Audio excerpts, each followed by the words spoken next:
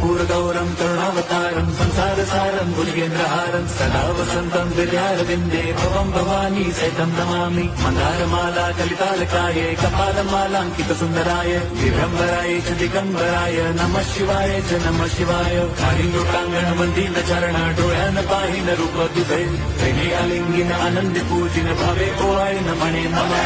त्वमेव माता पिता त्वमेव बन्धुश्च सखा त्वमेव विद्या द्रविणं त्वमेव सर्वं मम देवदेव। कायेन वाचा मनसेन्द्रियैर्वा बुद्ध्यात्मना वा प्रकृति स्वभावात् करोमि यद्यत् सकलं परस्मै नारायणायेति समर्पयामि। अच्युतं केशवं राम नारायणं कृष्णदामोदरं वासुदेवं हरिं श्रीधरं माधवं गोपिका वल्लभं जानकीनायकं रामचन्द्रं भजे।